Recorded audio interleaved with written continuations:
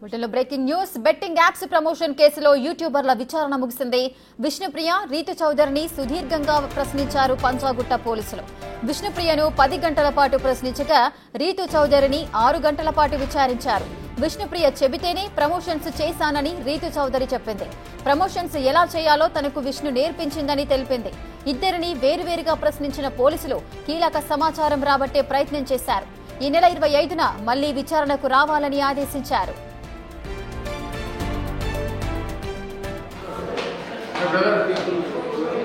Second floor అదే betting app చేశారా ఆయన ఎవరు? బెట్టింగ్ యాప్స్ ప్రమోషన్ కేసులో యూట్యూబర్ల విచారణ ముగిసింది. విచారణకు సంబంధించిన పూర్తి డీటెయిల్స్ మా ప్రతినిధి విజయ్ లైవ్ లో అందిస్తారు. విజయ్, విష్ణుప్రియ, రీతు చౌదరిని అయితే సుదీర్ఘంగా పోలీసులు ప్రశ్నించారు. ఎటువంటి విషయాలు బయటకు వచ్చాయి? ఏమంటున్నారు పోలీసులు? ఎస్ రేఖ, సుమారుగా విష్ణుప్రియనైతే 10 గంటల పాటు కూడా పంజాగుట్ట పోలీసులు డిటెక్టివ్ ఇన్స్పెక్టర్ అయితే విచారణ నిమిత్తం ప్రశ్నించారు. అలాగే రీతు చౌదరిని కూడా సుమారుగా 6 గంటల సేపు కూడా ప్రశ్నించారు. అయితే ఇక్కడ ఒక ట్విస్ట్ ఏంటంటే, విష్ణుప్రియ చెబితేనే తాను ఈ యొక్క బెట్టింగ్ ఇన్ఫ్లుయెన్సర్ గా మారినట్లు, అసలు బెట్టింగ్ ఎలా చేయాలి, ఆ యొక్క బెట్టింగ్ యాడ్స్ కానీ ప్రమోషన్స్ కానీ ఎలా చేయాలో కూడా నాకు తెలియదు అంటూ కూడా రీతు చౌదరి అయితే చెప్పుకొచ్చింది. ముఖ్యంగా పోలీసుల ఎదుట విచారణకు కూడా ఈరోజు హాజరైనటువంటి రీతు చౌదరి పోలీసులకు ఏ మాత్రం కూడా సహకరించలేదని చెప్పేసి కూడా కొంత లోగడ సమాచారం అయితే ఉంది.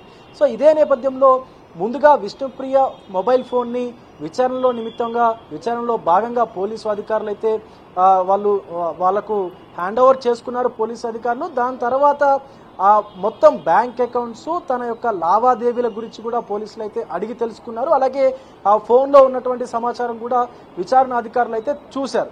సో దాని తర్వాత ఈ విష్ణుప్రియ విచారణ అనంతరం రీతు చౌదరిని కూడా పిలిపించారు. విచారణకు వచ్చినటువంటి రీతు చౌదరి పూర్తిగా పోలీసు అధికారులకైతే సహకరించలేదు. అయితే తన ఫోన్ని ముందుగా తీసుకున్నటువంటి పోలీసు అధికారులు ఆమె యొక్క ఫోన్ని అన్లాక్ చేయడానికి కూడా రీతు చౌదరి ఒప్పుకోలేదన్నట్టుగా కూడా తెలుస్తోంది. పూర్తిగా విచారణకైతే ఏమాత్రం కూడా సహకరించలేదు. అయితే దాంతో పోలీసులు విచారణ అధికారులు ఆ రీతు చౌదరికి సంబంధించినటువంటి మొబైల్ ఫోన్ని కూడా వాళ్ళు స్వాధీనం చేసుకున్నట్టుగా కూడా తెలుస్తా ఉంది, సీజ్ చేసినట్టుగా కూడా తెలుస్తా ఉంది. అయితే ఏమాత్రం కూడా తనకు బెట్టింగ్స్ గురించి కానీ ఈ యొక్క బెట్టింగ్ అప్లికేషన్స్ గురించి కానీ అవగాహన లేదని, కేవలం విష్ణుప్రియ చెబితేనే తాను ఈ బెట్టింగ్ ప్రమోషన్స్ చేసినట్టుగా కూడా రీతు చౌదరి అయితే చెప్పుకుంటూ వచ్చింది. సో ఇదే నేపథ్యంలో ఇప్పటి వరకు కూడా సుమారుగా 12 గంటల పాటు కూడా విష్ణుప్రియని పోలీసు అధికారులు అయితే విచారణ నిమిత్తం ప్రశ్నించారు. అసలు బెట్టింగ్ అప్లికేషన్స్, ఈ యొక్క బెట్టింగ్స్ కు సంబంధించినటువంటి ప్రమోషన్స్ కు సంబంధించినటువంటి ఈ అన్ని వివరాలు ఎవరు ఇచ్చారు, మీకు ఇచ్చినటువంటి ఆ నిర్వాహకులు ఎవరైతే ఉన్నారో డబ్బులు ఎలా మీకు పే చేసేవారు, ఎలా చెల్లించేవారు, చెల్లించినటువంటి డబ్బుల్ని మీరు ఎన్ని అకౌంట్లకి ట్రాన్స్ఫర్ చేశారు, ఎన్ని అకౌంట్లకి స్ప్లిట్ చేశారు అన్నటువంటి కోణంలో కూడా విచారణ అధికారులు అయితే వాళ్ళని ప్రశ్నించినటువంటి పరిస్థితి అయితే ఉంది. ఇటు విష్ణుప్రియని, అటు రీతు చౌదరిని. కానీ రీతు చౌదరి మాత్రం ఎలాంటి ఆన్సర్స్ కానీ ఎలాంటి కనీసం నోరు విప్పనటువంటి సిచ్యువేషన్ కూడా ఉంది. సో ఇదే నేపథ్యంలో వీళ్ళని ఖచ్చితంగా మరొకసారి కూడా ప్రశ్నించాలి, విచారణ చేయాలి అన్నటువంటి ఉద్దేశంతో ఈరోజు విచారణ అనంతరం వాళ్ళు బయటికి వెళ్లేటువంటి ముందు కూడా మళ్ళీ ఇదే నెల 25వ తారీఖున కూడా ఖచ్చితంగా మీరు పోలీసుల ముందు విచారణకు హాజరు కావాలన్నట్టుగా కూడా పోలీసులు అయితే చెప్పారు. సో వాళ్ళ యొక్క అడ్వకేట్ కూడా మాట్లాడుతూ ఖచ్చితంగా 25వ తారీఖు మళ్ళీ కూడా విచారణకు అటు విష్ణుప్రియ గానీ ఇటు రీతు చౌదరి గానీ హాజరు అవుతారన్నట్టు కూడా చెప్పినటువంటి సిచ్యువేషన్ అయితే ఉంది. రేఖ, విజయ్, అయితే ఎంత పెద్ద మొత్తంలో వీళ్ళు డబ్బులు డిమాండ్ చేశారు? అంటే ఈ బెట్టింగ్ యాప్స్ ని ప్రమోట్ చేయడం వల్ల వీళ్ళు ఎంత సంపాదించారనుకోవచ్చు? దీనికి సంబంధించి లావాదేవీలకు సంబంధించి పోలీసులు ఏమైనా అంటున్నారా? ఎస్ రేఖ, ఖచ్చితంగా. ఎందుకంటే లక్షలతో కూడుకున్నటువంటి వ్యవహారం అని కూడా చెప్తా ఉన్నారు పోలీసులు. ఈవెన్ కోట్లలో కూడా ఉండవచ్చు అన్నట్టు కూడా చెప్తా ఉన్నారు. ఎందుకంటే ఇదంతా కూడా ఎక్కడో కూర్చొని ఒక వ్యక్తి నడిపిస్తున్నటువంటి సామ్రాజ్యం అని కూడా చెప్తా ఉన్నారు. ఎందుకంటే ఈ బెట్టింగ్ అప్లికేషన్స్ ఏవి చూసుకున్నా కూడా అటు ప్లే స్టోర్ లో కానీ, గూగుల్ ప్లే స్టోర్ లో కానీ, యాప్లకు సంబంధించినటువంటి యాప్ స్టోర్ లో కానీ లభించవు. ఇవన్నీ కూడా పర్సన్ టు పర్సన్ క్యారీ అవుతాయి. ఏదైతే మనకు ఇన్స్టాగ్రామ్ లో లింక్ ఉందని చెప్పి ఈ బెట్టింగ్ ఇన్ఫ్లుయెన్సర్స్ అలాగే యూట్యూబర్స్ గా చెప్పుకున్నటువంటి చలామణి అవుతున్నటువంటి ప్రతి వ్యక్తి కూడా నా అకౌంట్లో ఒక లింక్ ఉంది, మీరు వెళ్ళి ఆ బయోలో లింక్ క్లిక్ చేస్తే మీకు ఇంత సమ్ ఆఫ్ అమౌంట్ కి సంబంధించినటువంటి బోనస్ వస్తుంది అంటూ కూడా చెప్తారు. అయితే ఇదంతా కూడా ఇతర దేశాల నుంచి కూడా నడిపిస్తా ఉన్నారు ఈ బెట్టింగ్ నిర్వాహకులు అని కూడా పోలీసులు అయితే చెప్తా ఉన్నారు.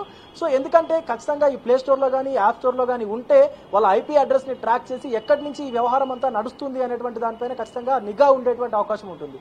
సో ఖచ్చితంగా ఇదంతా కూడా టెలిగ్రామ్ ఛానల్స్, వాట్సాప్ ఛానల్స్ వాళ్ళ యొక్క పర్సనల్ డేటాతో కూడా షేర్ చేస్తా ఉన్నారు. సో ఇదే నేపథ్యంలో పోలీసులు కూడా పెద్ద మొత్తంలో కూడా ఈ యొక్క ట్రాన్సాక్షన్స్ జరిగినట్టుగా కూడా చెప్తా ఉన్నారు. రేఖ విజయ్, అయితే బెట్టింగ్ యాప్స్ ప్రమోషన్ చేయమని ఫస్ట్ నాకు చెప్పింది విష్ణుప్రియ అంటూ కూడా రీతు చౌదరి చెప్తున్నారు. మరి విష్ణుప్రియ ఈ ఘటనకు సంబంధించి ఏమంటున్నారు? విష్ణుప్రియకి ఎవరు చెప్పారు బెట్టింగ్ యాప్స్ ప్రమోషన్ చేయమని? ఎవరైనా బలవంతం చేశారా? దీనికి సంబంధించిన వివరాలున్నాయా? ఎస్ రేఖ, అయితే వాళ్ళు మీడియాతో మాట్లాడడానికి అయితే సుముఖత చూపలేదు. మనం ప్రశ్నించినా కూడా, ఈవెన్ బిగ్ టీవీ ప్రతినిధులు ప్రశ్నించినా కూడా కనీసం మాట్లాడకుండా వెళ్ళిపోయినటువంటి సిచ్యువేషన్ అయితే ఉంది. కానీ ఖచ్చితంగా కాసులకు కక్కుర్తి పడే ఇలాంటి పనులు చేసినట్టుగా అయితే తెలుస్తా ఉంది. ఎందుకంటే ముఖ్యంగా ఈ బెట్టింగ్ ఇన్ఫ్లుయెన్సర్స్ అందరూ కూడా ముందు ఈ యొక్క సోషల్ మీడియా ప్లాట్ఫామ్స్ ఏదైతే ఉన్నాయో, అటు ఇన్స్టాగ్రామ్ కానీ ఇటు యూట్యూబ్ కానీ వీటిలలో ప్రాముఖ్యత పొంది ఫేమస్ అయినటువంటి వ్యక్తులే. అయితే తనకు ఉన్నటువంటి సహకారులు ఎవరైతే సహచరులు ఉన్నారో ఈ బెట్టింగ్ యాప్స్ చేసేటువంటి ప్రమోషన్స్ చేసేటువంటి ఫేమస్ పర్సనాలిటీస్ ఉన్నారో, సో వాళ్ళ ద్వారా విష్ణుప్రియ కూడా ఈ బెట్టింగ్ ప్రమోషన్స్ లోకి దిగినట్టుగా కూడా తెలుస్తా ఉంది.